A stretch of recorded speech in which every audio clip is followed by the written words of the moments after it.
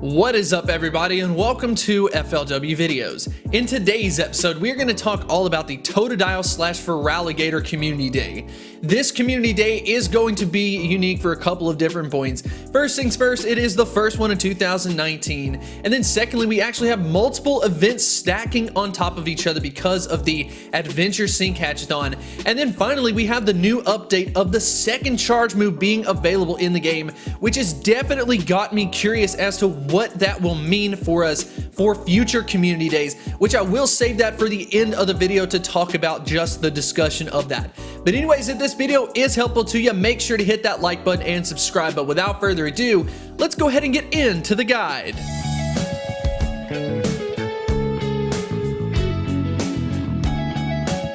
As far as the timing is concerned, it will be at the following times and dates, and as you will see, the Asia Pacific region has been adjusted to alleviate lag and errors that have plagued the previous community days for that region. So beyond just the timing, we have multiple perks going on during this event, including the Hatchathon Adventure Sync event that will stack on top of this. So first things first, we have 4 times incubator effectiveness, 3-hour-long lures, shiny sprites for the Totodile family, along with the exclusive move Hydro Cannon, which will make Feraligatr better in Pokemon Go. To obtain the special move, you must evolve to Feraligatr during the 3-hour event window or the 1-hour grace period after the event. I have personally used the 3-hour window to just catch the Community Day Pokemon, and then the last hour to trade / evolve to get that ideal moveset from the Community Day. Trading works out great because you have the chance to get yourself a lucky Pokemon, which will provide you a huge discount to the Stardust, so make sure to hold on to those bad IV high-level Pokemon to trade to a friend. So like I said before, we also have the Adventure Sync Hatchathon going on during the event, which will provide some added bonuses during that time period.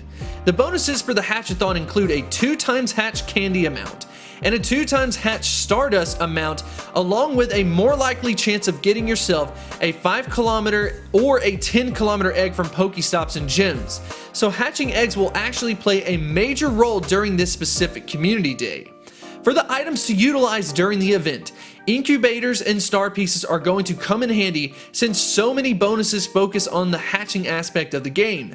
Beyond that though, lures, incense, and a Go Plus or a Gacha will go a long way as far as in-game items are concerned. There is still one strategy to point out beyond just the items, and that is the Quick Catch method. The Quick Catch method allows you to save 10 plus seconds per catch on average, and because of this, you will be able to catch so many more Pokemon throughout the event. If you want to break 100k plus Stardust during this event, the Quick Catch method can definitely make this possible. If you do not know how to do it, I will leave a link in the description to a video teaching you how.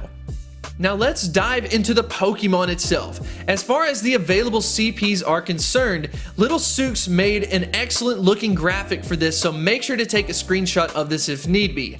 Outside of the boosted numbers, a perfect IV level 30 Totodile is 970 CP. So anything above 900 CP, I would absolutely check to see if it is worth evolving. As for the actual sprites, Disney Gamer created a visual of Totodile which becomes more of a seafoam green color.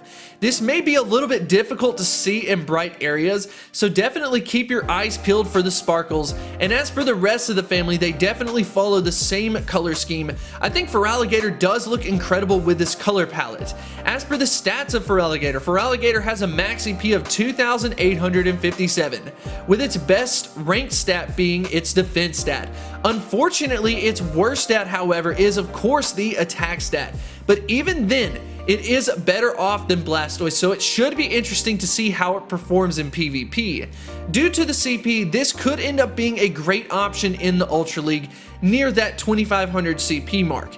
The ideal moveset for Feraligatr is now Waterfall, Hydro Cannon, and Ice Beam, which will provide you coverage against the weakness to Grass-type Pokemon. So Feraligatr with the exclusive move Hydro Cannon does propel into the top 5 as a water type attacker. It still has a lot of competition versus a Pokemon like Kyogre as well as Gyarados. It's not going to ever overtake those, but it is still going to be a solid option nonetheless. And even in PvP, it's looking pretty bright for Feraligatr as well, especially with that kind of high defense stat. And then the low attack stat does help it in lower leagues as far as how the CP formula works. But besides that, I want to get into the question of the day, and I think this is a massive opportunity for Niantic, and that is associated to the second move becoming available for the charge move. As we will see, as far as the language is concerned from Niantic, the only way for you to obtain this special move is during the event evolving to the final form, as well as a disclaimer stating that you cannot TM a previous Pokemon over to that new moveset. Now, of course, in the past, this has made a lot of players mad because, for example, let's say you had a 100% Feraligatr before you even knew about community days, and then you're just like, well, what the heck, I can't get myself a Hydro Cannon. Well, that comes into where that second charge move would become available.